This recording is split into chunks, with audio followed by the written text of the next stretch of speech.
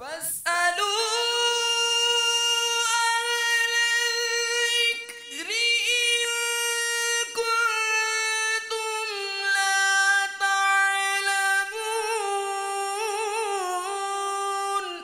ऐ लोगो, इल्म वालों से पूछो अगर तुम्हें इल्म न हो।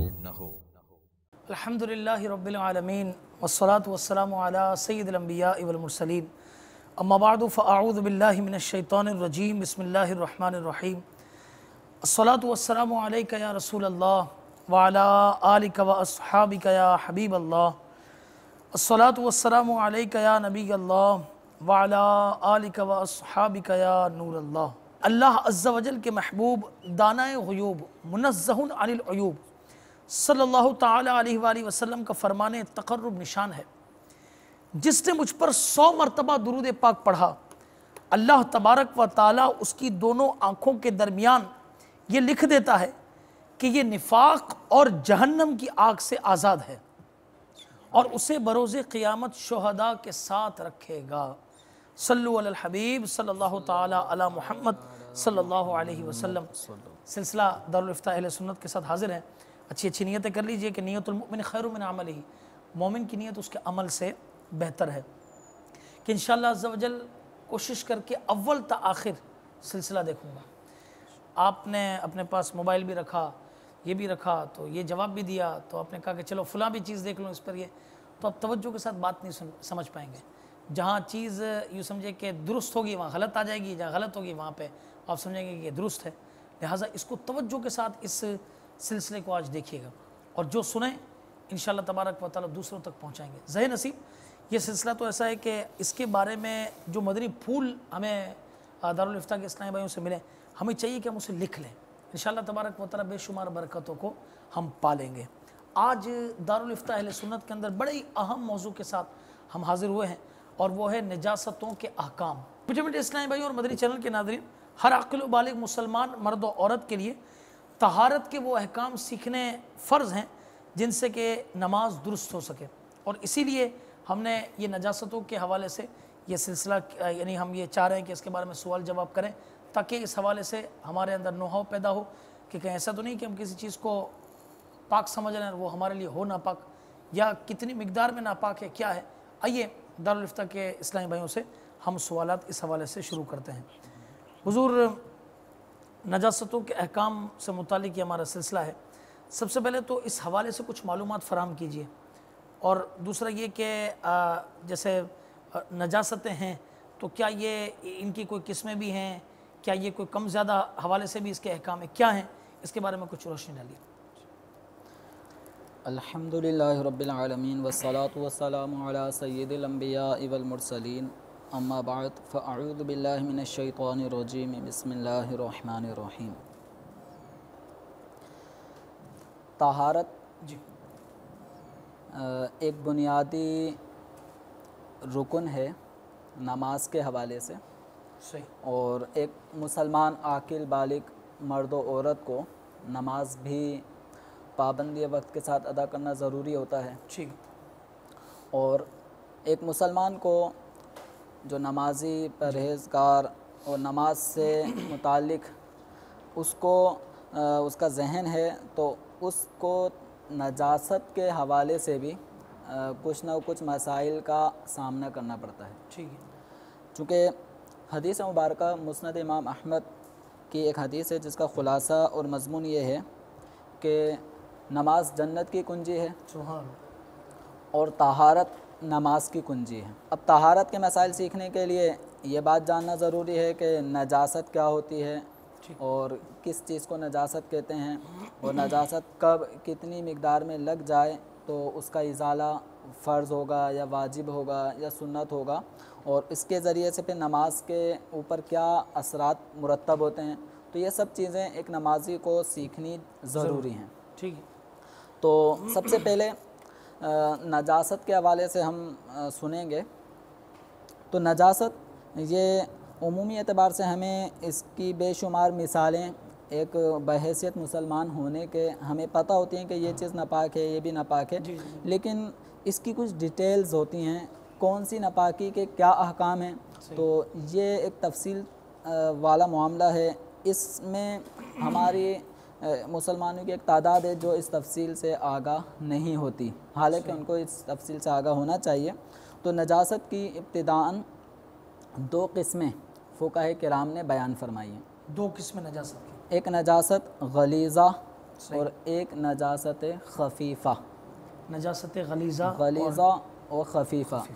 तो गलीज़ इसके माने की वजाहत भी करता हाँ, चलूं ज़रूर इसके ये बता दें कि नजासत गलीज़ा, इसको गलीज़ा क्यों कहा जाता है, ठीक है, और खफीफ़ा को खफीफ़ा क्यों कहा जाता है। तो गलीज़ा नजासत का माना होता है गलीज़ा गलीज़ से बना है, ठीक है, और गलीज़ माना होता है सख्त। एक माना इसका होता है यानी बहुत बुरी बड़ी नजासत सही, जिसके ऊपर सख्ती की गई है, और खफीफ़ इसके मद्दे मुकाबिल है, यानी वो नजासत जिसके अहकाम में कुछ नरमी रखी गई है। ठीक है, गलीज़ यानी जिसके अहकाम में कुछ सख्ती रखी गई तो वो नजासत गलीज़ा, और जिसके अहकाम में कुछ नरमी और कुछ रुखसत आसानियाँ दी गई तो उसको नजासत खफीफ़ा कहा जाता है। तो गलीज़ा और खफीफ़ा ये कोई वज़न के अतबार से भारी और हल्का, यानी अहकाम के अतबार से कि हुक्म में सख्ती है, हुक्म में नरमी है, इस एतबार से इनके नाम रखे गए। तो नजासत क्या इसमें हम शामिल करेंगे, नजासत गलीज़ा में क्या क्या चीज़ें आएंगी, खफीफ़ा में क्या क्या चीज़ें आएंगी? नजासत गलीज़ा में कौन कौन सी नजासतें शामिल हैं, तो इसकी मुख्तलिफ़ सूरतें हैं, मुख्तलिफ़ किस्म की नजासतें हैं जो नजासत गलीज़ा में शुमार होती हैं।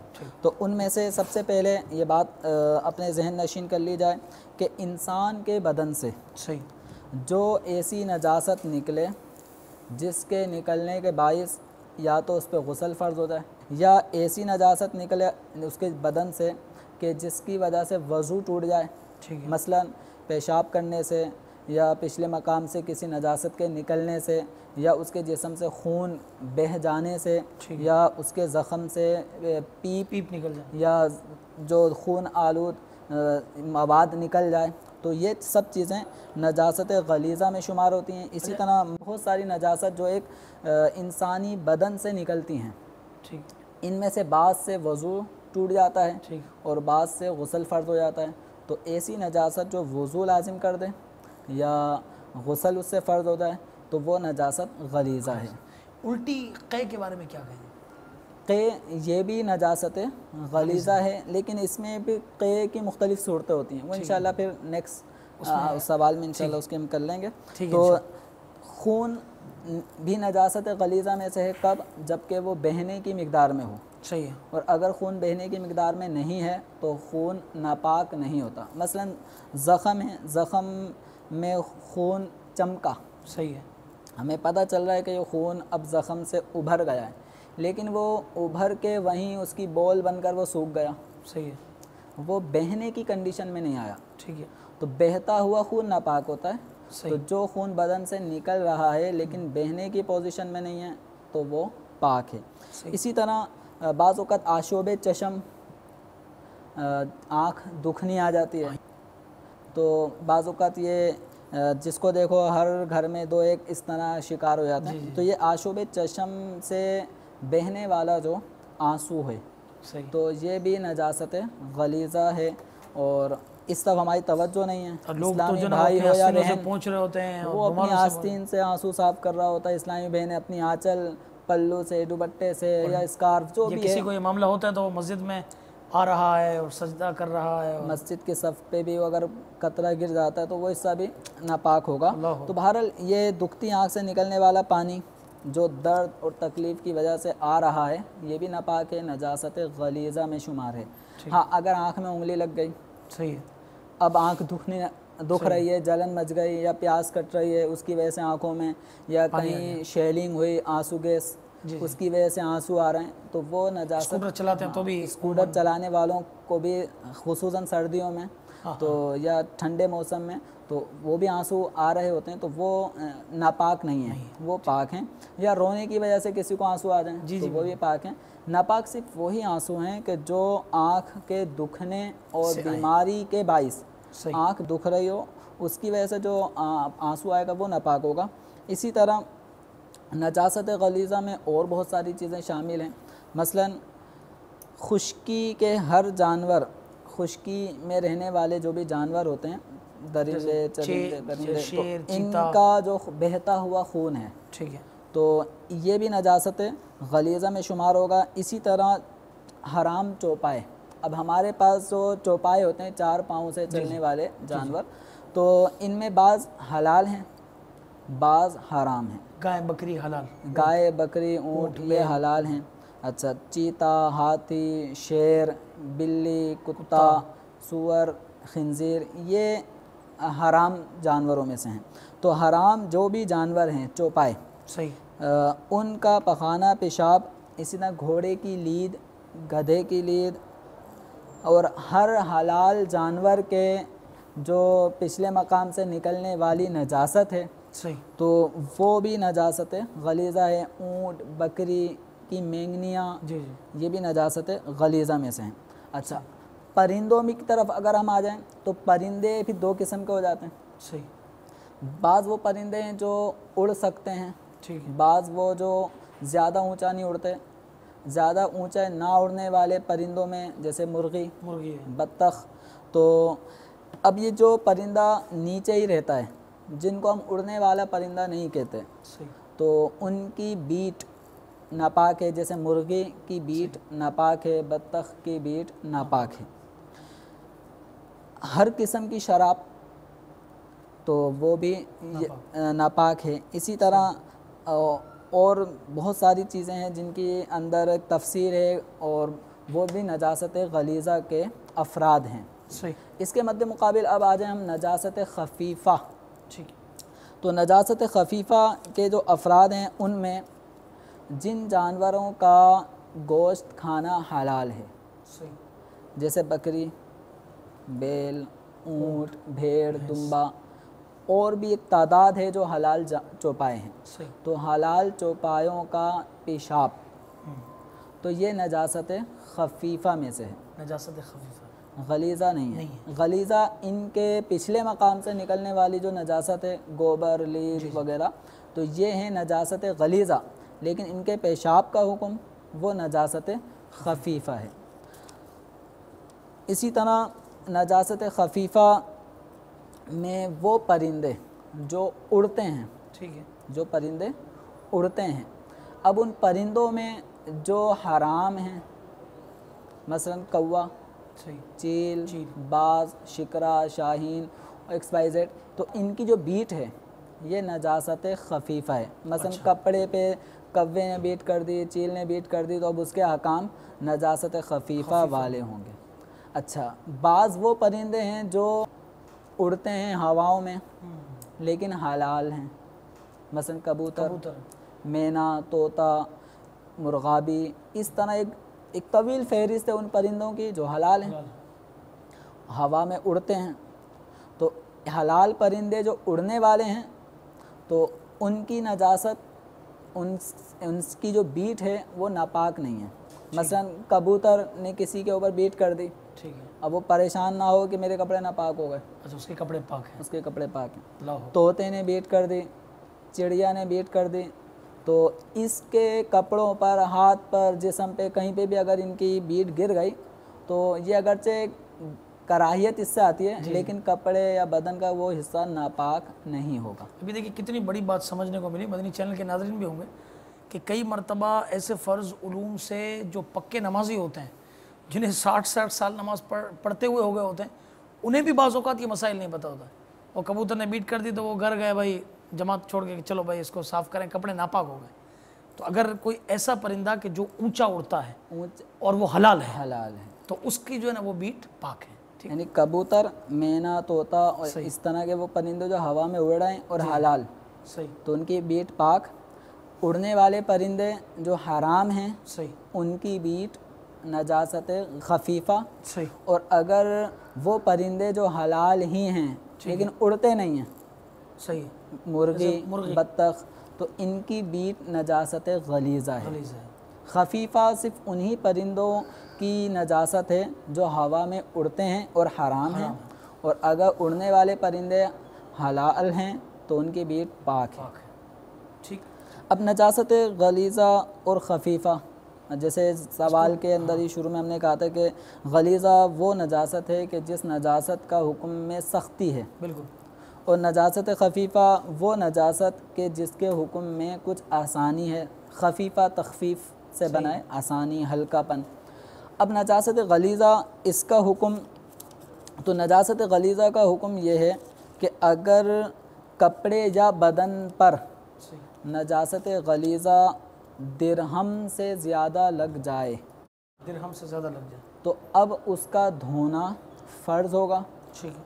अगर बदन पर या कपड़े पर नजासत गलीज़ा दिरहम से ज़्यादा लगी हो और उसी हालत में कोई नमाज़ पढ़ ले, सही, तो वो नमाज होती ही नहीं है।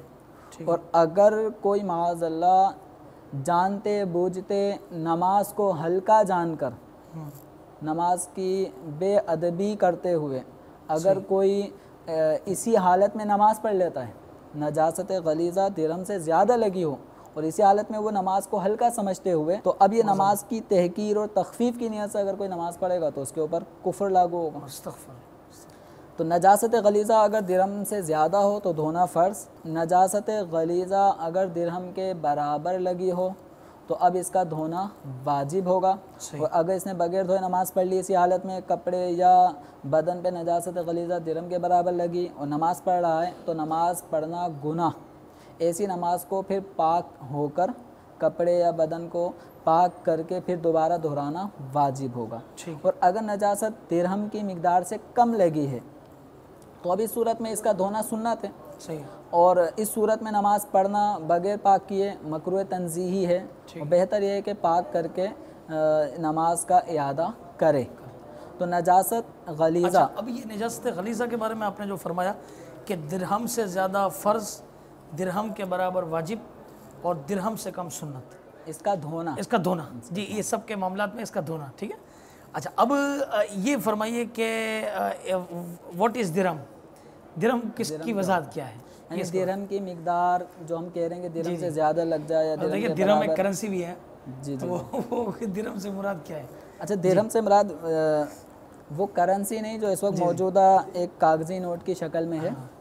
दिरहम से मुराद यहाँ पर हम दिरहम की दो सूरतें लेंगे, ठीक है। अब नजासत गलीज़ा भी दो किस्म की होती है। सही।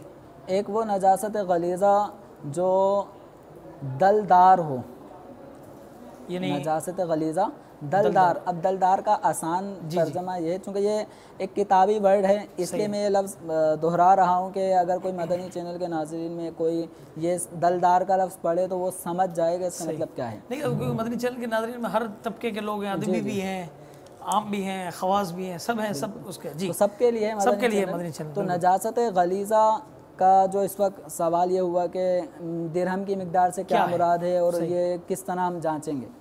तो नजासत गलीज़ा दो किस्म की हैं। एक नजासत इसकी शक्ल और सूरत यानी कैफियत, हैयत वो होती हैं कि जिसका सूखने के बाद जिस्म बन जाता है, ठीक है, सूखने के बाद उसमें तह जमने का अमल पाया जाता है। अब जैसे गोबर है, ठीक है, या पिछले मकाम से निकलने वाली नजासत है, सही है, तो ये ऐसी चीज़ें हैं कि जो अगर सूख जाएं तो इनका एक जिस्म बन जाता है, ठीक है, सख्त तह बन जाती है। तो इसके अंदर नजासत में दिरहम से मुराद हम दिरहम का वज़न लेंगे, दिरहम का वज़न। तो शरई एतबार से जो दिरहम है इसका वज़न है 4.5 माशे, 4.5 माशे, ठीक है। अब ये 4.5 माशे, ये तो इस वक्त हमारे बड़े बूढ़ों को भी शायद इसकी पता ना हो कि माशे का वज़न कितना होता है, क्योंकि हम तो इस वक्त ग्रामों में काम लेन देन करने वाले हैं। ग्राम का भी थोड़ा सा, ग्राम में 4.5 माशे का जो ग्राम बनता है वो 4.374 ग्राम, ठीक है। तो ये 4.5 माशे यानी ये एक दिरहम का वज़न है, 4.5 माशे, और 4.5 माशे को अगर हम ग्रामों में कन्वर्ट करें तो इसका वज़न बनता है 4.374 ग्राम। तो अगर नजासत दलदार और तह जमने वाली हो, सही है, तो उसमें वज़न का एतबार होगा कि अब वो अगर 4.5 माशे यानी 4.374 ग्राम से ज़्यादा वज़न की है तो उस सूरत में धोना उस नजासत का फ़र्ज़ नमाज पढ़ने के हवाले से, सही। और इस वज़न के बराबर है, 4.5 माशे के बराबर वज़न है तो इसका धोना वाजिब है। और अगर इससे कम वज़न का है, यानी 1 माशे के बराबर या 1 ग्राम, 2 ग्राम, 3 ग्राम, इतने कम वज़न पर उस नजासत का वज़न है तो उसका धोना सुन्नत होगा। अच्छा, मैं यहाँ पर मदनी चैनल के नाज़रीन के लिए एक बात को कहना चाहूँगा कि इस्लामी भाई तो सुन रहे हैं, इस्लामी बहनों के लिए मेरा ख्याल है ये उससे ज़्यादा ये ज़रूरी है। इसकी वजह ये है क्योंकि रात दिन उनको बच्चों को नहलाना धुलाना सारे मामला, और उमूमन ये कह देती हैं कि वो हमारे कपड़े जो है ना वो ठीक नहीं है, तो कपड़े ठीक ना होने की वजह से नमाज का कोई थोड़ी मामला हो जाता है। या मिसाल के तौर पर ये नजासत गलीज़ा फॉर एग्ज़ाम्पल ये लगी कि बच्चे ने जो है ना वो नजासत कर दी, ये मामला हुआ, अब आया ये लगी और आपने धो दिया, तो वो अभी ये इंशाल्लाह ताला इसके बारे में सुनेंगे, वो पाक हो गया। अब आप नमाज नहीं पढ़ रही तो ये तो आप फ़र्ज़ को छोड़ रही हैं। या पता चले कि इस तरह की कोई मिकदार लग गई कि जिसको धोना जो है ना वो सुन्नत है और आपने फ़र्ज़ नमाज तर्क कर दी, तो बताइए कितना बड़ा यूँ समझिए कि अपने लिए अजाब को वो करना है। लिहाजा इसको इंतहाई तवज्जो के साथ सुनिए। अच्छा, ये तो जैसे आपने बताया जो जसामत रखती है, ठीक है ना, नजासत जो गलीज़ा जसामत वाली हैं, जिनके सूखने के बाद तह जम जाती है, ठीक है, तो इन नजासत में वज़न का एतबार है दिरहम के, और वो दिरहम का वज़न हमने बता दिया। और अगर नजासत गलीज़ा पतली है, सही है, जैसे पेशाब है या शराब है, सही है, या नापाक दूध हो गया जी, इस तरह की जो नापाकी हैं, तो उसके अंदर वज़न का एतबार नहीं है, सही, उसके अंदर पैमाइश का एतबार है। सही। अब 1 दिरहम की पैमाइश कितनी है, तो 1 दिरहम की पैमाइश जानने के लिए अगर मेरा मशवरा है कि सब अपनी हथेली फैला लें ताकि उसका प्रैक्टिकल भी हो जाए कि 1 दिरहम की मिकदार पैमाइश के एतबार से कितनी है। जब हम अपनी हथेली को फैलाएंगे, सही है, अब तसव्वुर करें कि हम अपनी हथेली में पानी डाल रहे हैं, ड्रॉप्स डाले, पानी के कतरे डाल रहे हैं स्लो मोशन में। जी जी। अब आहिस्ता आहिस्ता हथेली में पानी बढ़ता जाएगा, बिल्कुल, एक हद ऐसी आएगी कि बढ़ते बढ़ते अब अगर हमने मज़ीद डाला तो पानी छलक जाएगा, गिरना शुरू हो जाएगा। तो वो आखिरी मिकदार के जिस पे पानी हमारे हथेली में ठहरा रहे, सही, इतनी मिकदार जो पैमाइश बनेगी ये है 1 दिरहम। ये 1 दिरहम ये उन अब इस 1 दिरहम की जिसमें पैमाइश वाला में एतबार कौन सी नजासत में करेंगे, उस नजासत गलीज़ा में करेंगे जो पतली होती है, जैसे कि पेशाब पतला होता है। अब इसके लिए कोई वज़न नहीं होगा कि बच्चे ने पेशाब कर दिया तो कितने ग्राम किया है, सही है, तो यहाँ ग्रामों में नहीं जाएंगे, यहाँ उसकी पैमाइश पे जाएंगे। ठीक है, हाँ, अगर गोबर कपड़े पे लग गया है तो उसकी अब हम मिकदार वज़न के एतबार से देखेंगे। अगर मिसाल के तौर पे गोबर ने 1 इंच का एरिया घेरा लेकिन वज़नदार है, वो इतना वज़न लगता है कि 4.5 माशे से ज़्यादा है, तो अब तो उसका धोना फ़र्ज़ होगा।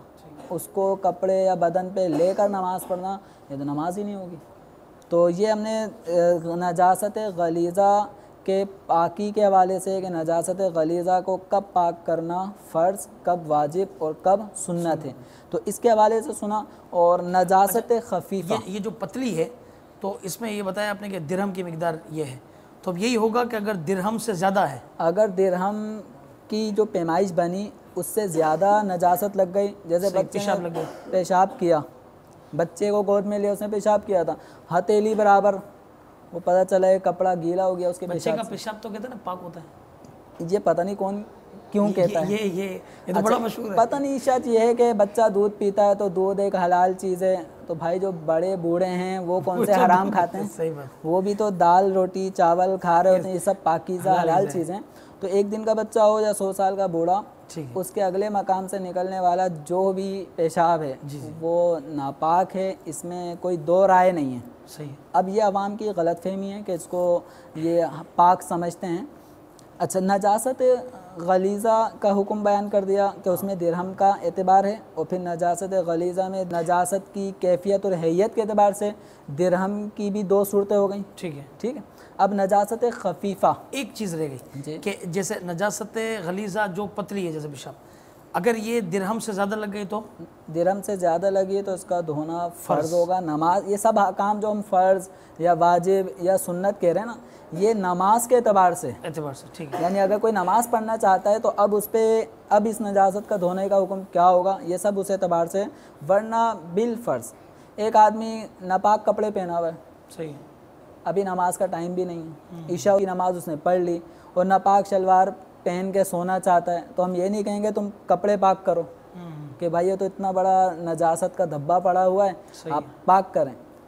ये पाक करने के हकाम जो हमने 3 फ़र्ज़, वाजिब और सुन्नत की सूरत में सुने हैं, ये सब उस वक्त है कि जब हम नमाज़ पढ़ना चाह रहे हैं या तवाफ़ काबा करना चाह रहे हैं।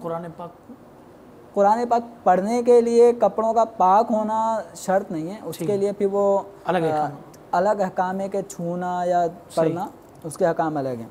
यानी वो सूरतें जिनके अंदर एक इंसान से पाकी मतलूब है, जैसे नमाज, उसमें पाकी तहारत मतलूब है, तवाफ़ में है, तो उनके अंदर ये अहकाम थोड़े से आएंगे और उनके होने ना होने से नमाज या तवाफ़ पे भी असर पड़ेगा। नजासत ख़फ़ीफ़ा जो है, इसकी एक दफ़ा फिर हम बता दें कि नजासत ख़फ़ीफ़ा उन नापाकियों को कहा जाता है, मसलन हलाल जानवर चौपाए, उनके जो पेशाब हैं वो नजासत ख़फ़ीफ़ा में शुमार हैं। तो इन नजासत ख़फ़ीफ़ा के अहकाम, यानी बकरी का पेशाब, हम एक मिसाल ले लेते हैं, ये कपड़ों पे लग गया तो कितनी मिक़दार में लगा हो तो अब हम पे वो अहकाम जारी होंगे। तो इसमें यह है कि नजासत ख़फ़ीफ़ा अगर कपड़े या बदन के किसी हिस्से पे लगी, अगर वो उस हिस्से की चौथाई से कम लगी है, सही है, तो नमाज़ पढ़ने के एतबार से अब उसके पाक करना फ़र्ज़ नहीं है, ठीक, यानी इतनी नजासत काबिल मुआफ़ है अगर चौथाई से कम लगी। अगर चौथाई के बराबर या उससे ज़्यादा लग गई तो अब उसका धोना ये ज़रूरी हो जाएगा, फ़र्ज़ हो जाएगा। अब मिसाल के तौर पे ये आस्तीन है, अब आस्तीन यहाँ से लेकर यहाँ तक है। हाँ, ये थोड़ा वज़ाहत कर दें कि आया कपड़ा पूरा लिया जाएगा, पूरा इसका हिस्सा लिया जाएगा? पूरा कपड़ा नहीं, कपड़े के मुख्तलिफ हिस्से होते हैं, ठीक है। अब ये आस्तीन एक हिस्सा है, सही है, ठीक है, ये यहाँ से यहाँ तक ये आस्तीन कहलाती है। इसमें दामन होता है, तो दामन का भी एक हिस्सा होता है कि ये दामन है। तो आस्तीन के अगर हम 4 हिस्से कर लें, ठीक है, कैंची से काटने नहीं है, तसव्वुर करें कि आस्तीन के हमने 4 हिस्से कर लिए कि ये आस्तीन बिलफर्ज ये 2 फीट की अगर या 18 इंच की किसी की आस्तीन है, तो 18 को हम 4 हिस्सों में डिवाइड करेंगे, सही है, या 20 इंच आसानी के लिए 20 इंच की अगर किसी की आस्तीन है तो 20 इंच की आस्तीन को 4 हिस्सों में डिवाइड करेंगे तो एक हिस्से में 5 इंच बना, ठीक है।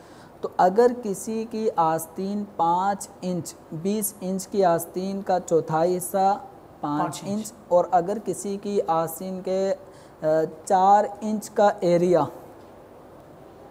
ठीक है, ये लंबाई के एतबार से तो 4 इंच का एरिया है, अगर 4 इंच तक नजासत लगी है, ठीक है, तो ये नजासत ख़फ़ीफ़ा चूँकि चौथाई मिक़दार से कम है, चौथाई मिक़दार 5 इंच पे पूरी होगी और नजासत लगी है 4 इंच तक, तो ये नजासत ख़फ़ीफ़ा का इतनी मिक़दार में लग जाना नमाज में रुकावट नहीं डालेगा, ठीक है। नमाज पढ़ने के लिए ये नहीं कहा जाएगा कि आप इसको धोएं, सही है।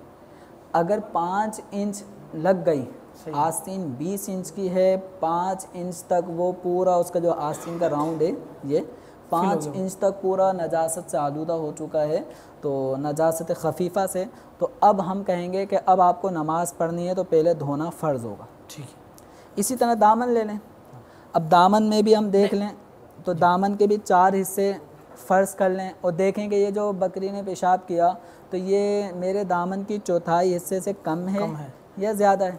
अगर कम है तो फिर आपने नमाज़ पढ़ ली तो नमाज हो गई, ठीक है। लेकिन अगर चौथाई के बराबर या ज़्यादा है तो अब धो के ही नमाज़ पढ़नी होगी, पाक करके ही नमाज़ पढ़ेंगे, बगैर पाक के नमाज़ नहीं पढ़ सकते। इसी तरह हमारे इसमें यानी चौथाई हो या चौथाई के ज़्यादा तो फ़र्ज़ है, यानी चौथाई, हाँ, इसमें कैटेगरी नहीं है, ठीक है। तो अब इस सूरत में नमाज के हवाले से सूरतें होंगी, इसी हमारे बदन के ऊपर, ठीक है, भी जैसे अब ये हाथ है, यहाँ से लेकर यहाँ तक पूरा हाथ कहलाता है, सही। अब ये नजासत कि हम पैमाइश कर लें, एक तसव्वुर करें कि इतना लंबे में चौथाई से कम में नजासत लगी है, सिर्फ उंगलियां तर हो गई पेशाब में, तो ये पूरे हाथ में चौथाई से कम है। इसी तरह पूरा पाँव है तो पूरे पाँव के अंदर कितनी मिकदार में ये नजासत लगी है, तो चौथाई से कम लगी तो उसका धोना फ़र्ज़ नहीं। तो ये नजासत गलीज़ा और ख़फ़ीफ़ा के हवाले से कुछ तफसीली सूरतें बयान की हैं। अगर ये मदरी चैनल के नाज़रीन अगर मज़ीद मालूमात हासिल करना चाहते हैं तो नजासतों का बयान अमीर अहले सुन्नत का रिसाला है, तो अगर इस रिसाले को पढ़ लेंगे तो इंशाअल्लाह अज़्ज़ा वजल मज़ीद जो सुना वो लिखा हुआ भी पाएंगे तो और इनको याद हो जाएगा इंशाअल्लाह। अच्छा, अब हज़रत कॉल्स आई हुई हैं तो हम अपने चैनल के नाज़रीन को भी शामिल सिलसिला करते हैं। जी, कॉल सुनाइए। सल्लु अलल हबीब सल्लल्लाहु ताला अला मुहम्मद सल्लल्लाहु अलैहि वसल्लम।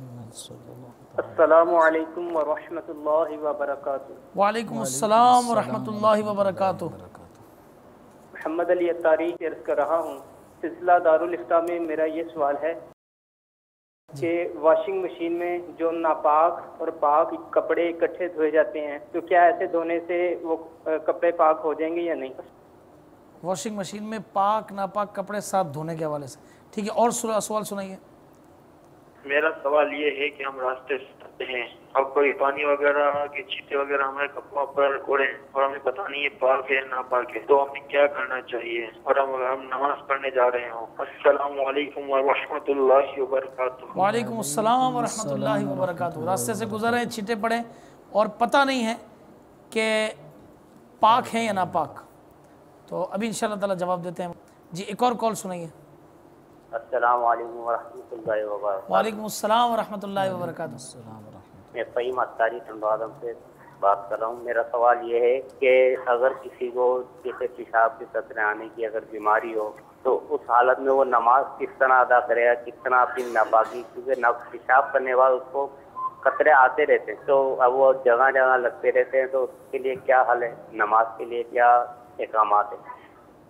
ठीक है, इंशाल्लाह अभी बताते हैं। सबसे पहले तो मैं मदनी चैनल के नाज़रीन को अर्ज़ करता चलूँ कि देखिए ये मामलात और ये मसाइल सीखना ये बेइंतहा ज़रूरी है, और हम ये कहेंगे यार ये तो इस बारे में क्या हुक्म है, ज़रूरी है। अगर नहीं सीखेंगे तो फिर पता चले कि नापाक हुआ और हमने नमाज़ें पढ़ ली, कपड़े नापाक हुए नमाज़ पढ़ ली, पता चले नापाक कपड़े हैं सब के सब डाल दिए वॉशिंग मशीन में। अब बता दें इंशाल्लाह क्या इसका जवाब है। तो ये हमारा हाल है।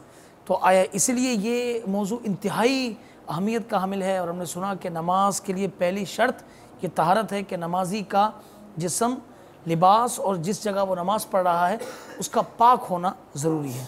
तो आपके सवालात, अच्छा थोड़ा सा इस हवाले से बताइए कि बाज़ औक़ात कुछ लोग इस हवाले से कराहियत का शिकार होते हैं, तो इसमें क्या दीन क्या फरमाता है कि क्या मामला करना चाहिए? देखिए, अब ये कराहियत का शिकार होने वाले को ये भी सोचना चाहिए कि वो दिन में कितनी मरतबा ऐसी जगह पर जाता है कि जहाँ पर उससे नजासत का अखराज होता है। शरीयत ने तरीक़े बताएं कि ये पाकीज़ा एक इंसान पाक कैसे होगा, तो इसमें कोई शर्माने की कोई बात नहीं है। दीन इस्लाम के शरई अहकामात जिनमें मुख्तलिफ़ दर्जे बनते हैं, तो हर एक आदमी को अपने अपने एतबार से उन अहकामात को सीखना चाहिए। बहुत सारी चीज़ें हम ऐसी सीखते हैं जिसका कोई फ़ायदा ही नहीं होता, वो भी सीख ही रहे होते, उसमें शर्माते नहीं हैं। दीनी अहकाम में शर्माते हैं, तो ये शर्माना ये शैतान की तरफ से, तो इसमें बिल्कुल इन वसाविस में ना आए और इन अहकामात को सीखना चाहिए। ठीक, सवाल शुरू करते हैं। मोहम्मद अली भाई पतोगी से थे कि वॉशिंग मशीन में पाक और नापाक कपड़े एक साथ धो दिए, तो इसका थोड़ा तरीका भी बता दें, और अगर धो दिए हैं तो क्या करना है? ये हमारे यहाँ एक अलमिया है, सही फरमा कि अब मैं उन अफराद को कि जो बालिग हैं सही और सुन रहे हैं उनको एक हया वाली एक बात अर्ज़ करना चाह रहा हूँ कि एक मर्द बालिग है, रात में जो कुछ उसके साथ हुआ, गुस्ल फ़र्ज़ होने का मामला, एहतिलाम, गुस्ल फ़र्ज़ हो गया, कपड़े का वो हिस्सा नापाक हो गया, अब ये बग़ैर पाक किए इन कपड़ों को ऐसे ही छोड़ देता है, वॉशिंग मशीन में डाल दीजिए, ऐसे ही छोड़ देते हैं मेले कपड़ों में। अब वो मेले कपड़ों में जब वालदा या सिस्टर धोने लगेंगी कपड़े या घर के कोई काम काज करने वाली आती है, तो अब ये कितने बेहयाई की बात है कि रात में जिन कपड़ों में गुस्ल फ़र्ज़ हुआ वो नजासत बहन की नज़र में आए, वालदा की नज़र में आए, तो ये हया के ख़िलाफ़ है। सही अपनी नजासत इस तरह की बंदे को ख़ुद ही पाक करनी चाहिए। बड़ी तो ज़बरदस्त। अव्वलन यही कि नजासत वाले जो भी कपड़े हैं वो वॉशिंग मशीन में डालने से पहले बंदा वैसे ही पाक कर ले। जब ये पाक नहीं करेगा, सही ये शख्स पाक नहीं करेगा, तो इसकी क्या बहन पाक करेगी, सही बात। तसव्वुर नहीं किया जा सकता। क्या वालदा पाक करेंगी, इसका भी गुमान। जब इसने नहीं किया तो दूसरा कौन करेगा। अब होगा ये कि यही नापाक कपड़े डाल दिए जाएंगे वॉशिंग मशीन में। सही। पाक और नापाक मिक्स हुए। एक मुहावरा है कि एक गंदी मछली पूरे तालाब को गंदा करती है। तो इसी तरह ये मुहावरा एक नापाक कपड़ा वॉशिंग मशीन में पड़े हुए डले हुए दीगर पाक कपड़ों को भी नापाक कर देगा। तो इसलिए अव्वल तो पाक करके ही फिर आप अपने पाक कर लें, भले आप धोएं नहीं, आप इसको पाक करके मेले कपड़ों में डाल दें, सुखा के डाल दें, ताकि जब ये धुलने का मरहला हो तो पाक कपड़े धुलें। अब पाक और नापाक कपड़े वॉशिंग मशीन में गए तो वॉशिंग मशीन भी नापाक हो गई, अल्लाह।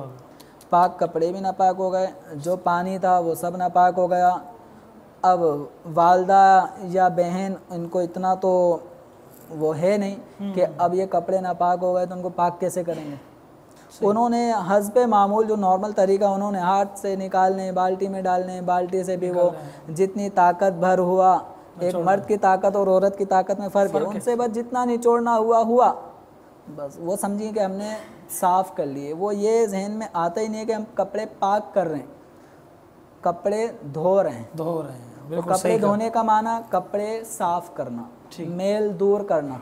तो इस्लामी बहनें घरों की जो भी, चाहे वो वालदा हों किसी की या सिस्टर हों, उनका काम पाक करना नहीं होता, वो कपड़ों को धो रही होती हैं, साफ़ करना। वो कपड़ा बज़ाहिर तो साफ़ हो गया, लेकिन अगर वो जो तकाज़े हैं पाक करने के उन मराहिल से नहीं गुज़रा तो कपड़े नापाक रहेंगे। तो अब वॉशिंग मशीन में जो ये कपड़े गए नापाक हो गए, सारे कपड़े नापाक हो गए, अब इनको किस तरह पाक करेंगे। तो अब इसमें यह है कि एक तरीका जो अमीर अहले सुन्नत दामत बरकातुहुल आलिया ने इस रिसाले में तहरीर फरमाया है, उसको आसान अल्फाजों में अर्ज़ कर रहा हूँ कि अगर इस तरह कोई नापाक कपड़े वॉशिंग मशीन में चले जाते हैं जिससे वॉशिंग मशीन नापाक हो गई, कपड़े सारे नापाक हो गए, तो अब इसका एक आसान हल ये है कि आप वॉशिंग मशीन में ऊपर से एक पाइप लेकर हाथ में रख लें और वॉशिंग मशीन को चलने दें। चूँकि मशीन चलेगी तो उसके ज़रिए से जो साबुन या सर्फ इसके झाग वो बन के निकलने की सूरत बनेगी। अब आप ऊपर से पानी डाल रहे हैं, ठीक है, और वॉशिंग मशीन में एक पाइप नीचे भी होता है निकासी के लिए, ड्रेन पाइप होता है, ठीक। अब यहाँ से पानी आ रहा है और दूसरी जगह से पानी नाली के अंदर जा रहा है। अब इस कदर इस पे पानी वॉशिंग मशीन में मौजूद कपड़ों में इस कदर पानी हम डालेंगे कि हमारा ज़न्ने गालिब हो जाए कि इस कपड़ों में जो नजासत वाला पानी, नजासत वाले कपड़े की वजह से अब पानी भी नापाक, तो जो पहले नापाक पानी था सही, अब वो पानी इस नए आने वाले पानी ने सब का सब निकाल दिया। ठीक। अब चूँकि वॉशिंग मशीन जब घूमती है तो आपने देखा होगा कि वो कपड़ों को लेकर हिचकोले मारते हुए ऊपर नीचे, और कपड़े फूलते भी हैं। तो जो टब होता है वॉशिंग मशीन का, सही, उसके आप देखेंगे उसकी काफ़ी ऊपर की सतह तक झाग आ जाते हैं। अगर वो झाग नापाक हो, वो पानी नापाक था, तो वॉशिंग मशीन की वो अंदरूनी दीवारें वो भी नापाक हो गई। तो अब आपने जो आपके हाथ में पाइप होगा जो नल से टंकी से आ रहा है, उस पाइप के ज़रिए से उसकी दीवारों को भी पाक करें, ठीक। और वॉशिंग मशीन में मौजूद कपड़ों पर इतना पानी बहाएं कि आपको ज़न्ने गालिब हो जाए, दिल में अब ये कभी गुमान होने लगे कि जो पानी नजासत वाला था वो सब का सब निकल गया है। तो बहते पानी में जो कपड़ा धुल रहा है तो इसमें ज़न्ने गालिब होने पर कपड़े की पाकी का हुक्म दे देंगे, लेकिन कब, जबकि कपड़े पर नजासत के असरात भी हमें नज़र ना आ रहे हों। अब बिला वजह ज़न्ने गालिब करने से कपड़ा पाक नहीं होगा, पता चला नजासत वो अपनी जगह से टस से मस नहीं हो रही और हम पानी पे पानी बहा रहे हैं और ज़न्ने गालिब कर लिया, तो ज़न्ने गालिब उस वक्त कारआमद होगा कि कपड़े में नजासत के असरात भी नज़र नहीं आ रहे और अब हमारा कभी गुमान हो रहा है कि जो भी नापाक पानी था, जो भी नजासत थी, वो सब की सब बहती हुई चले गई, तो नजासत के रंग वो कुछ भी नज़र नहीं आ रहा। तो अब वॉशिंग मशीन में डले हुए कपड़ों को इस तरह पाक किया जाए। अब अगर इसको पाक करने के लिए निकाला, एक एक सूट करके, दो दो सूट करके निकाला, तो अब धोने के अंदर अब आ जाए नल के नीचे। अब ये वॉशिंग मशीन से कपड़े उमूमी एतबार से बाल्टी में डाल दिए जाते हैं, ठीक है, फिर उसके ज़रिए नल वाले हिस्से के करीब आ जाती हैं और अब धोना शुरू करती हैं ख़वातीन। अब नल के ज़रिए से अगर कपड़े को पाक करना है, हाँ ये कह दें कि अब वॉशिंग मशीन तो देखिए हमारे पाकिस्तान की जो है 60% आबादी देहातों में, ठीक है, जी जी, अब देहात में कितने वॉशिंग मशीनें क्या है, यानी अच्छे अच्छे घरों में बाज़ औक़ात यानी हाथों से कपड़े धोए जाते हैं या पानी की इतनी फरावानी नहीं होती। इस सूरत बिजली नहीं है तो क्या करें? तो अब ये बताइए कि ये नल से धो रहे हैं तो पाक करने का क्या? अगर नल से कपड़े धो रहे हैं ना तो इसका वॉशिंग मशीन में जो कपड़े नापाक हो गए, अब वो तो कपड़े पूरे नापाक आल टू आल, उसका एक एक जुज़ गीला होने की वजह से जहाँ जहाँ तरी पहुँची, अब चूँकि वॉशिंग मशीन में धुला वो पूरा ही तर हो गया। अब उसके पाक करने का तरीका ये होगा कि आप नल के नीचे नल खोलें, लेकिन नल इतनी तेज़ धार वाला ना हो कि कपड़े पे पड़ते ही आपके ऊपर छींटे आ रही हो, तो नल सॉफ्ट हों जिनसे पानी सॉफ्ट के निकल रहा हो।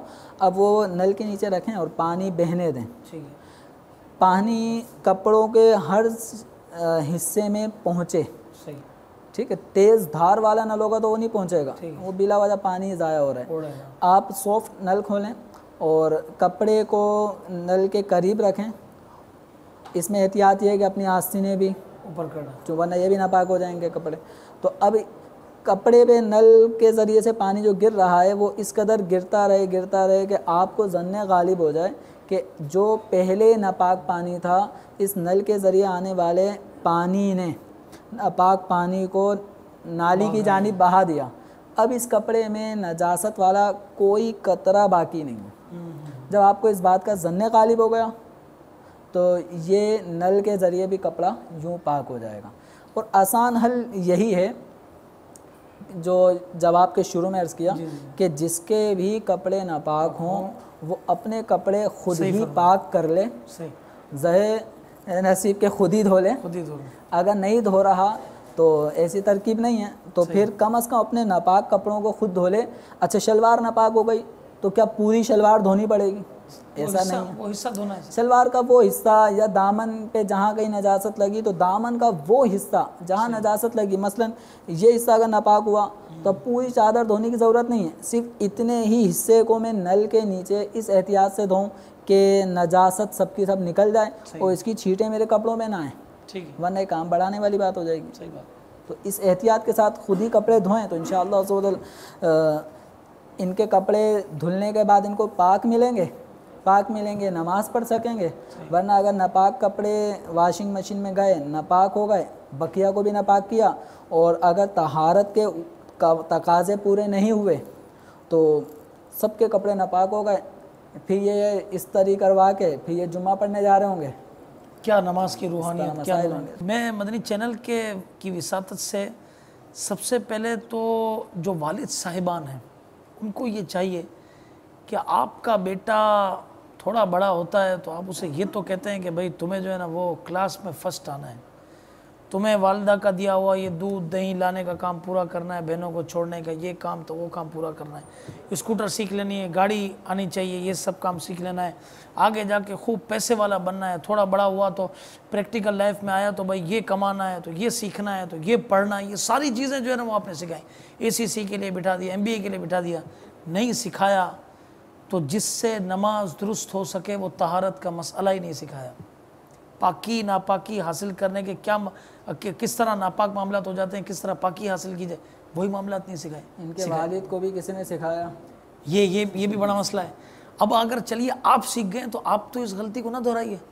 मेरी उन वालिद साहिबान से गुजारिश है कि आप अपने बेटों को समझाएं। अब ये नौजवान नस्ल अल्लाह करे सामने बैठी हो और ये चीज़ों को सीख रही हो ज़े नसीब, या ये अच्छे माहौल से वाबस्ता हो, चलो सीखे हुए हों, तो उनको आप सिखाएं, उनको बताएं और ख़ुद भी इस पर कारबंद रहें और अमल करें। इस तरीके से माएँ हैं, अब आपने पता है कि आपने कपड़े धोने हैं, अब इन्होंने कपड़े नहीं पाक करने, तो अब आप पाक करने का तरीका सीख लें और आप इनके साथ ये दीनी खैर ख्वाही करें कि कम से कम इनके कपड़े पाक हो जाएं, इनकी दुरुस्त नमाज हो, ये जो नमाज़ें पढ़ें, ये जो सारे मामलात करें इनके दुरुस्त अंदाज से हों। तो आप ये मसला सीख लें और इसी के मुताबिक अमल करें तो इंशाअल्लाह तबारक व तआला आपको भी इंशाअल्लाह अज़्ज़ व जल इसका सवाब मिलेगा। और इसके बाद में आखिर में उन इस्लामी भाइयों से, नौजवानों से, चाहे वो इस्लामी भाई इस्लामी बहन है, अगर ये मामला हो जाते हैं तो देखिए अपने हाथों से इसको जब तक आप इंशाअल्लाह पाक कर लेंगे, इसके अंदर हमारी बेहतरी है। हमें ये मामला भी सीखने चाहिए और इस पर कारबंद भी हमें खुद ही होना चाहिए इंशाअल्लाह अज़्ज़ व जल। अच्छा, अब ये बताइए, किसी के दिल में अल्लाह का खौफ आया और देखा कि ये तो सारे के सारे जो है ना वो गड़बड़ हो चुकी है, अब वो कुछ है मतलब वही आप कह रहे हैं ना कि नापाक कपड़े पाक में मिल गए, यानी इनकी एहतियातें नहीं की गई, नहीं की ना, ऐसी एहतियात नहीं। अब इसके अंदर यह है, अगर उनको पता है कि इनकी वालदा पाकी का नापाकी का कोई फ़र्क किए बगैर कपड़े धोती हैं, यानी पाक करने के तकाज़े वो पूरे नहीं करती, सही है, ये कपड़े धोने वाली औरत के धोने के अंदाज से ही पता चल जाएगा। अब अगर पता है कि वालदा ने सही तकाज़े पूरे नहीं किए तो भाई अब आप पे लाजिम है कि वालदा को भी बताएं कि कपड़े पाक करने का तरीका ये क्या है। सही। अब आपके इस तरह के जो नापाक कपड़े जिनके पाक होने में शक है, उन कपड़ों को अब आप किसी बाल्टी में सही डालें और ऊपर से नल खोल दें। अब ये कपड़े, अब ये ना हो कि मैं 5 सूट पूरे डाल दूं, 1 बाय 1 इसको लेके चलें ताकि पानी कपड़े के हर हिस्से पे लगे। 5 सूट में एक दफ़ा ही डालूंगा तो पानी कपड़ों में सही तरह एडजस्ट नहीं होगा, तो एक वक्त में एक सूट डालूं या एक शलवार या कमीज़ें डालूंगा तो इसमें आसानी है कि अब जो कपड़ा पानी में जाएगा तो उमूमी एतबार से कपड़ा हवा अपने अंदर रखता है, फूल जाएगा, तो अब ये फूले हुए कपड़े को आपने नीचे दबाना है, प्रेस करना। अब नल खोल दिया बाल्टी में और अपने हाथ से आपने कपड़े को ऊपरी सतह पे आने से रोक लिया, पानी नल से गिर रहा है, बाल्टी भर चुकी है, भरने के बाद अब बहना शुरू हो गई। सही। अब अगर आपको ज़न्ने गालिब हो रहा है कि कपड़े में जो नापाक पानी था अब वो सूख गया तो कपड़ा तो नापाक रहा अपनी जगह, अब वो जो पहले कपड़े में नापाकी वाला मामला था अब वो इस बहते हुए पानी ने वो सब को निकाल के बाहर कर दिया। जब इस बात का ज़न्ने गालिब हो जाए तो आपका वो बाल्टी के अंदर मौजूद कपड़ा वो पाक हो गया, बाल्टी के अंदर मौजूद पानी वो भी पाक हो गया, जो आपका हाथ पानी में डूबा हुआ था तो वो हिस्सा भी पाक हो गया। इस तरह फिर अगले सूट पे कर लें, फिर तीसरे को कर लें, चौथे को कर लें, तो इस तरह 1 बाय 1 आप एक एक सूट को यूँ धोएं। और अपने घर वालों को अगर आप बता और समझा नहीं सकते तो भाई ये रिसाला अमीर सुन्नत का आप उनको दिखा दें, पाक करने का तरीका उनको पढ़ने को दे दें। इंशाअल्लाह ज़ोदल एक मुसलमान होने के नाते जब गलती का एहसास होता है तो इंसान उसके इजाले की कोशिश करता है, इसके तो वालदा को बहन को दें। जी जी। हुज़ूर इसके पेज नंबर 32 जी, वॉशिंग मशीन में कपड़े पाक करने का तरीका, ये भी तरीका है, नीचे नल के नीचे कपड़े पाक करने का तरीका, बहुत सारे तरीके इसके अंदर मौजूद हैं। सीखने के लिए कोई आए तो बेशुमार तरीके, बेशुमार वो मामला कोई नहीं सीखना चाहिए। हज़रत ये अब ये तो आपने वालदा का और कहा, यहाँ तो 25% में तो जो है ना वो काम वालियाँ आती हैं, इनको भी अगर माँ को सिखाएंगे तो वो उनको सिखाएं कि जो है ना इस तरह का मामला वो करें और कपड़े पाक रहें, वरना तो देख लें नमाजों का फिर क्या हाल होगा। कोई पढ़ना लिखना नहीं जानता तो उसको आप पढ़ के सुना दें, फिर भी समझ में नहीं आता एक दफ़ा प्रैक्टिकल करके बता दें, सही सब तरीका हो सकता है। बहुत अच्छा। अच्छा हुजूर, अब ये दूसरा सवाल ये था कि रास्ते पर गए, नमाज के लिए जा रहे हैं, अब समझते हैं बाज़ औक़ात कहीं गटरें बह रही हैं, कई मामलात हैं, छींटे पड़ गए, अब पता नहीं है कि ये पाक है या नापाक, तो क्या होगा? और पता है कि बदबू आ रही है नापाक, तो क्या होगा? देखें, इसके अंदर रास्ते में मुख्तलिफ़ किस्म के कीचड़ पानी जमा हो जाता है जी जी। तो अगर आपको पता है कन्फर्म यकीन के साथ कि इस वक्त मौजूद जो पानी है, जो खड़ा है, पड़ा हुआ है, रुका हुआ है, ये नापाक है, सही है, उमूमी एतबार से बिल्कुल वाज़े होता है कि गटर बह रहा होता है, अब वहीं से किसी बच्चे ने तेज़ साइकिल दौड़ा दी, मोटरसाइकिल वाला तेज़ी में चला गया, कार वाला चला गया, वो छींटे आ गई, पता है कि गटर से निकलने वाला पानी है तो ये तो नापाक है, ठीक है, इसको तो पाक करना होगा। अब वही जितना हिस्सा नापाक हुआ, जहाँ जहाँ छींट आई उस हिस्से को पाक करें। इसमें एक मामला कि बाज़ औक़ात जैसे हुआ ना कि मार्केट में हम थे और स्कूटर पे थे, कोई गाड़ी वाला निकला, गटर का पानी था, कपड़े नापाक हो गए, मगर घर पहुँचे ना तो अब ये ध्यान नहीं आ रहा कि नापाकी लगी किस जगह पर थी, लगी कहाँ पर। अब इसका क्या होगा? इसमें अब करेंगे तहर्री। अच्छा, तहर्री का मतलब सोचो विचार। ठीक है, आप अपने जहन पे जोर डालेंगे कि नापाकी की छींटें आई किस तरफ थी। ठीक है, दामन पे आई थी या कार साइड से गुजरी निकला था तो तो? सीधी तरफ से गुजरा था, वहाँ पे छींटें आई थी या उल्टी तरफ। तो सही। एक अगर नजासत के निशान हो, ऐसी कीचड़ लगी तो बाज़ों को वो खुद ही बता देगी नजासत। अगर नजासत के निशान भी नज़र नहीं आ रहे तो अब तहर्री करके कपड़े के मखसूस हिस्से को, जिसके बारे में आपका कभी गुमान हो कि इस हिस्से पे नजासत आई है, तो आप उतने हिस्से को पाक कर लें। इसी तरह बाज़ औक़ात ये हमने देखा कि बच्चे ने पेशाब किया, गोद में ले लिया, अब ये नहीं पता चल रहा कि वो आस्तीन का ये वाला हिस्सा था या ये वाला हिस्सा था या दामन का कौन सा हिस्सा था। ये पता है दामन है, दामन का सीधी तरफ वाला हिस्सा था या उल्टी तरफ वाला हिस्सा था, ये भूल गए, तो अब ज़न्ने गालिब करें। कभी गुमान अपना इस तरफ लेकर आएँ कि कौन सा हिस्सा नापाक था। जो हिस्सा नापाक होने का आपका गालिब गुमान हो उसको पाक कर लीजिए। तो अब वो जो छींटें आ रही हैं, तो इन छींटों के बारे में अगर नजासत वाली छींटों के होने का यकीन है तो फिर तो पाक करना ज़रूरी होगा। फिर उनकी वही मिकदार है जो हमने पढ़ी कि दिरहम के बराबर या उससे कम, फिर उसके मुख्तलिफ दर्जात हैं। अच्छा, अब वो छींटें आई कि जिसके बारे में हमें नापाक होने का पता ही नहीं है। सही बात। जहन में वहम आ रहा है, वसवसा आ रहा है। कई मरतबा हुजूर ये होता है कि घरों के अंदर पानी आता है, अब वो पता चला टंकी भर गई और पानी जो है ना बाहर रोड पे निकल आया, अब उसके ऊपर से गाड़ियाँ स्कूटर निकल रही हैं और लोग समझे हमारे कपड़े खराब हो गए। वो कपड़ा पानी साफ होता है। ऐसी सड़कें भी हैं जहाँ पीने का पानी, जी, उसकी लाइनें टूट गई, फट गई हैं। बाज़ इलाकों में पानी नहीं आ रहा लेकिन वहाँ पे रोड पे बह रहा है, तो ऐसा भी पानी होता है। सही। तो इस तरह की अब ये आपने ज़न्ने गालिब करना है, आपने देखना है कि ये पानी इस वक्त किस नौइयत का है। बाज़ औक़ात को तायुन हो जाता है कि इस वक्त ये पीने का पानी है, बाज़ औक़ात पता होता है गटर का पानी है, बाज़ औक़ात पता नहीं चलता क्योंकि हम उस एरिया में रहते नहीं हैं। अब कौन तहकीक करने जाए, कुछ पता नहीं चलता। तो अब इसमें यह है कि अगर शक शुबे का मामला है तो ये याद रखें कि जब आपने कपड़े पहने थे उस वक्त पाक थे। सही, यकीनी तौर पे पाक थे। सही। अच्छा, अब जो छींटें लगी हैं इनके बारे में आपको हो रहा है शक। सही, पता नहीं पाक हैं ना पाक हैं, तो ये हुआ शक शुबा। सही।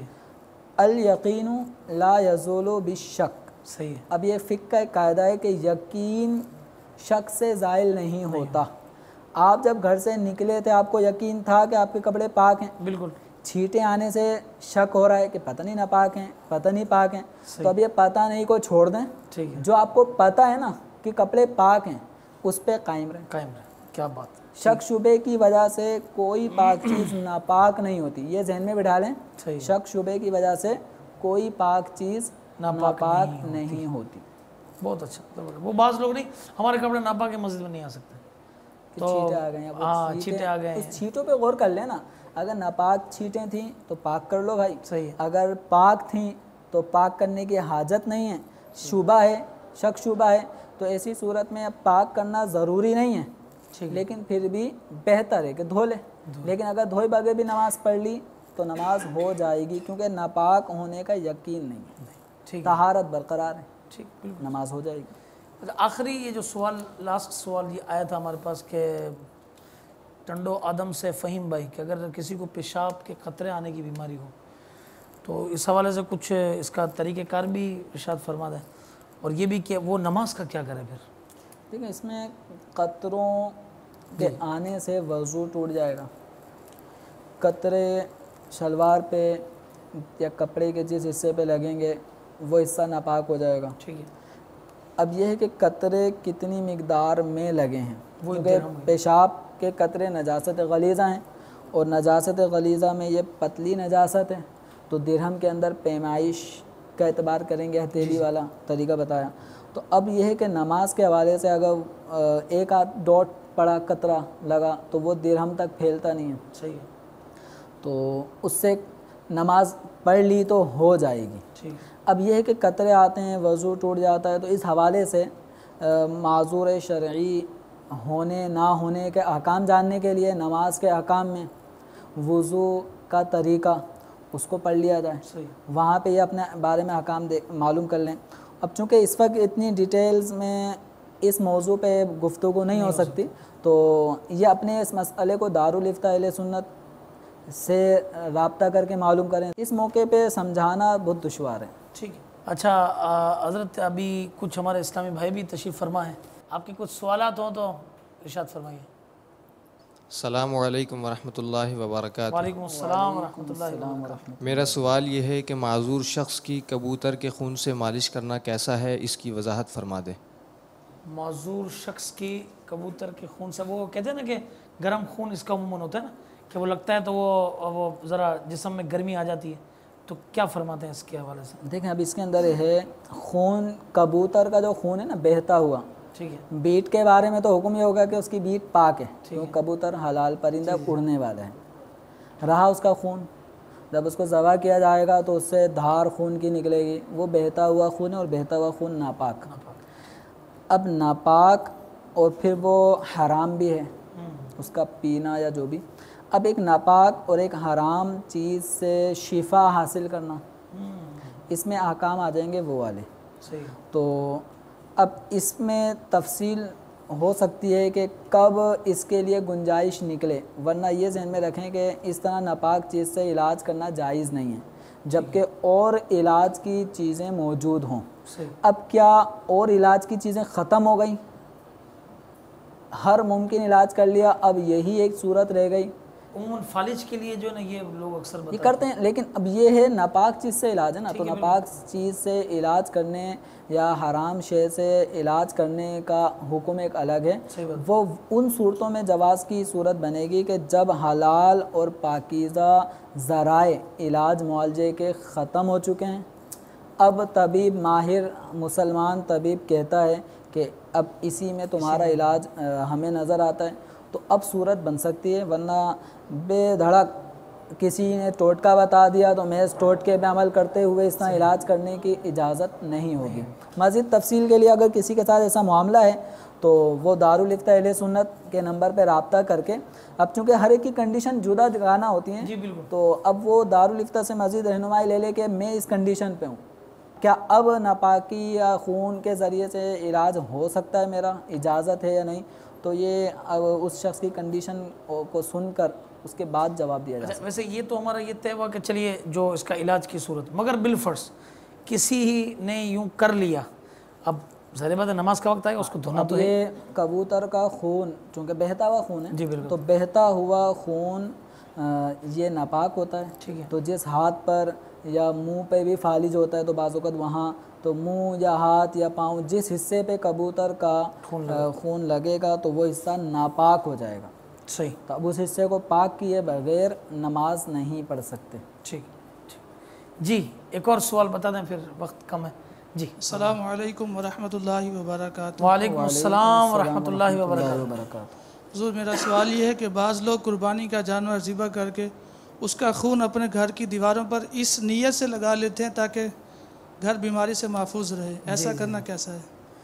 अस्सलामु अलैकुम वरहमतुल्लाहि वबरकातुहू। हज़रत ये तो घर का इन्होंने बताया ना, हमारी फील्ड तिजारत है, तो तिजारत में तो ये बड़ा मसला ये है कि उमूमन ये फैक्ट्रीज़ में होता है कि एक तो वो जानवर पालते हैं कि कोई आफत है तो उसके ऊपर आ जाए और वो इंतकाल हो जाए, पता नहीं ये कहाँ तक दुरुस्त मामला है। दूसरा है कि काट कर वो चारों कोनों पर जो है ना वो खून थोड़ा थोड़ा ये बहाया, यानी ये डाला जाता है, तो इसके बारे में क्या फरमाना?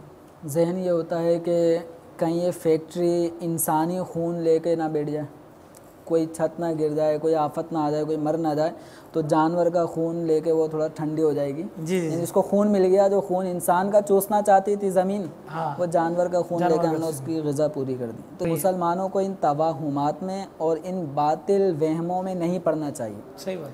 खून चूँकि नापाक है, अब बिला वजह अपने हाथ को नापाक करना, फिर दीवार को नापाक करना, ये पाया जा रहा है। नापाक चीज़ में बरकत नहीं है। सही। नापाक चीज़ों को तो इजाले का हुक्म है। सही बात है। अब नापाक, अब एक ही जिस जानवर कुर्बान कर रहा है ना, अब उस आदमी के हाथ पे बहता खून आए, छींटे पड़ें, वो तो एक ज़रूरत के तहत उसका नापाक होना पाया गया। सही। क्योंकि ऐसे तो बहुत मुमकिन नहीं है कि आपके ऊपर छींटे ना आए और जानवर कुर्बान हो जाए। तो जो कस्साब हैं, जो कुर्बानी करने वाले, उस पर छींटे आना, ये एक ज़रूरतन इसकी इजाज़त है कि नापाक छींटे आ गई। सही। लेकिन अब घर के मालिक का बहते खून में हाथ डालना, ये अपने हाथ को नापाक करना है। सही। बिला इजाज़त शरी पाक चीज़ को नापाक करना नाजायज़ है। अल्लाह। तो अपने हाथ को नापाक किया, ये एक नाजायज़ काम हुआ। सही। फिर आपकी दीवार या आपके दरवाजे का ऊपर का हिस्सा ये पाक था, सही। आपने इसको पंजा छाप के उस पिलर को, उस छत के ऊपर, दरवाजे के ऊपर वाले हिस्से को आपने कर दिया नापाक। तो पाक चीज़ को नापाक करना भी ये पाया गया, तो इसकी भी इजाज़त नहीं दी जाएगी।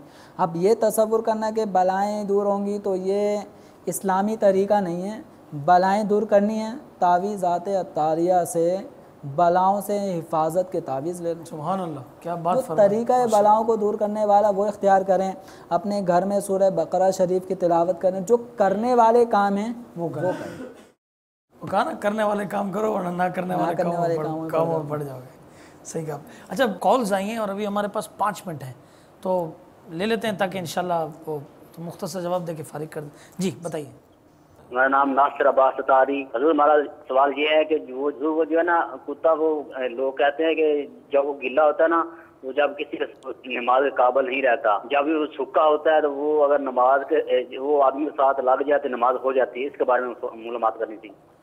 कुत्ता गीला हो और सूखा हो, अमूमन ये देहातों में प्रॉब्लम, शहरों में भी होते हैं, बाज़ औक़ात कपड़े से छू के चले जाते हैं। चलिए अभी बताते हैं। जी एक और सवाल।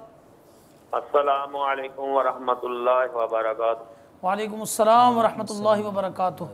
सवाल है कि जब गुस्ल वाजिब हो जाए तो इस हालत में कोई अल्लाह का जिक्र, अल्लाह के प्यारे हबीब सल्लल्लाहु अलैहि वसल्लम का जिक्र कर सकते हैं? ठीक है, गुस्ल वाजिब हो तो अल्लाह और उसके हबीब का जिक्र कर सकते हैं। ठीक है, क्या फरमाना? पहला सवाल है कुत्ता बदन से छू जाए जी, तो ये भी एक गलत फहमी है कि कुत्ता गीला कुत्ता छू गया तो कपड़े या बदन या जो भी हिस्सा था वो नापाक हो गया, और सूखा था तो कुछ नहीं हुआ। इसमें तफसील है। ठीक है, कुत्ता अगर सूखा था सही है, तो उसके जिस्म से कोई भी चीज़ जिसको उसने छुआ है, कपड़े छू लिए, उससे अगर कोई चीज़ लगी नहीं है, उमूम एतबार से ऐसे होता है, तो इसके छूने से तो कुछ नहीं हुआ। कुत्ता अगर गीला है तो अब 2 सूरतें हैं। अगर कुत्ते के जिस्म पर जो तरी है वो ये किसी गटर के पानी में बैठा हुआ था, नापाक पानी में बैठा हुआ था ठंडक हासिल करने के लिए, अब उसने जिस्म झाड़ा या दौड़ते हुए आपसे टच हो गया, अगर आपको यकीन है कि इसके जिस्म पे जो तरी है वो नापाक है, तो आपके जिस्म या कपड़े का वो हिस्सा जिस पे वो तरी मुंतकिल हो गई, सही, वो हिस्सा भी नापाक हो जाएगा। ठीक है। अगर कुत्ता आपने देखा कि वो पाक पानी में बैठा हुआ है, या कोई कुत्ता नहर में गया और डुबकी लगा के नहा धो के आ गया, सही है, तो अब वो कुत्ता अगर जिस्म झाड़ता है या वो कुत्ता किसी तरह से टच हो जाता है या उस पर हाथ लग जाता है, तो कुत्ते के जिस्म पे उस तरी के जब तक नापाक होने का यकीन ना हो, उस वक्त तक आपके हाथ पे लगी हुई तरी, आपके कपड़ों पे लगी हुई तरी पाक है। ठीक है। नजासत का यकीन होगा तो नापाकी का हुक्म देंगे, वरना महज गीला कुत्ता जिस्म या कपड़े से छू जाए तो इससे जिस्म या कपड़ा नापाक नहीं होता।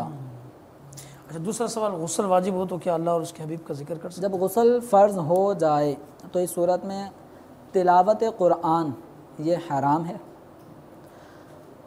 अलबत्ता ज़िक्र अस्कार करना, तस्बीह व तहमीद, तहलील पढ़ना, तकबीरात पढ़ना ये जायज़ है, दुरूद शरीफ पढ़ना जायज़ है। ठीक है। वज़ाइफ जो मामूलात होते हैं शजरे के, उन मामूलात के मुताबिक जो कुरानी आयात नहीं हैं, दीगर औराद व वज़ाइफ हैं, उनका पढ़ना जायज़ है।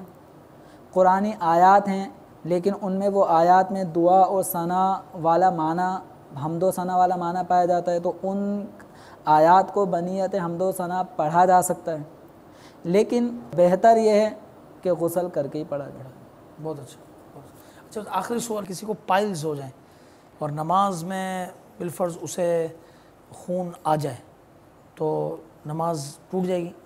इसमें भी हुक्म यह है कि जब तक वो माजूर शरी की हद तक नहीं पहुंच जाता, ठीक है, उस वक्त तक जो भी खून बहने की मिकदार में निकल आएगा, सही है, तो उससे वज़ू टूट जाएगा। कपड़े पे जिस हिस्से पे लगेगा तो वो कपड़ा नापाक होगा, सही, लेकिन अब वो कितनी मिकदार में नापाक होगा, और नमाज कितनी नापाकी में पढ़ी जा सकती है, कितनी में नहीं पढ़ी जा सकती, उसकी तफसील वो दिरहम के हवाले से बयान कर दी।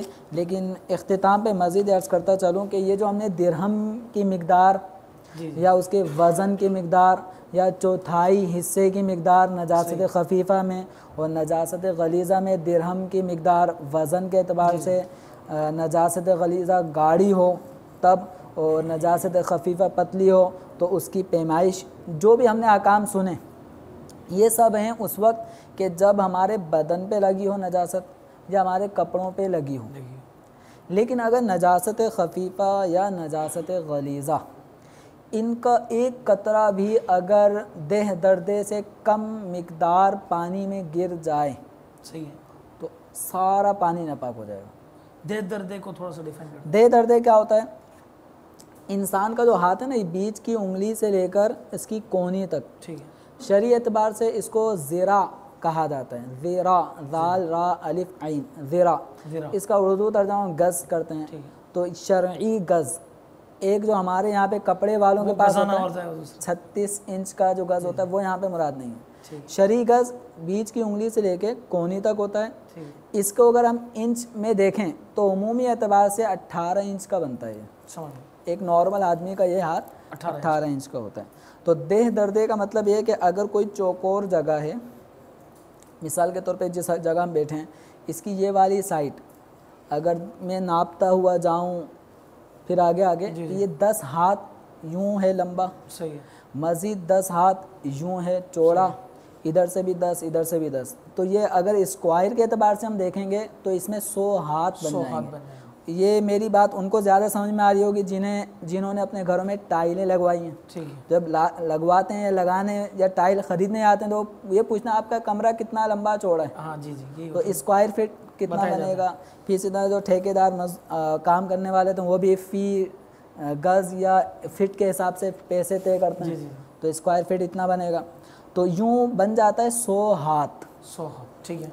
तो एक साइड पे अगर हम 10 हाथ देखेंगे तो इंच के एतबार से अगर हम इसको लेंगे तो ये 15 फिट, सही, ठीक है। 1.5 फिट का एक हाथ हुआ तो 15 फिट लंबा, 15 फिट चौड़ा।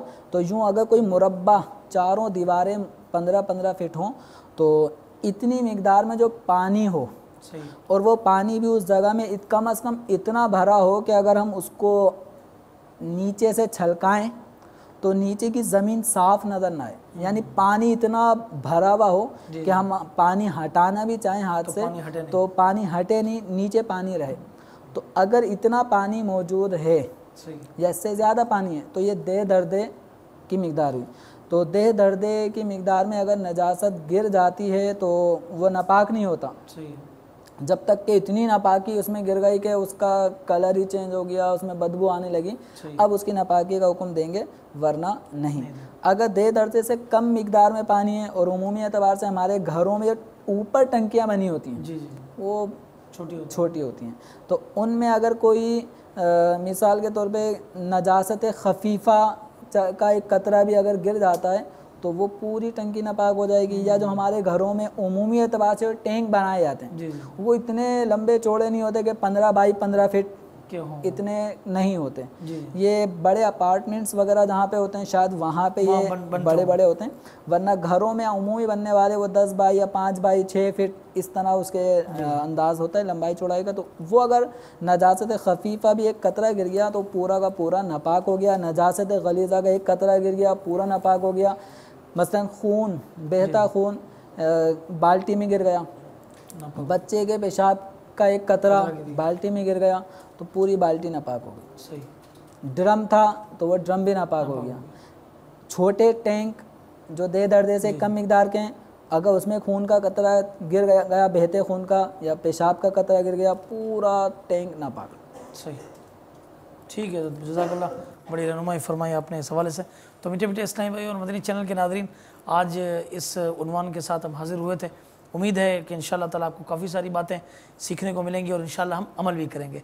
सल्लु अलल हबीब सल्लल्लाहु ताला अला मुहम्मद सल्लल्लाहु अलैहि वसल्लम।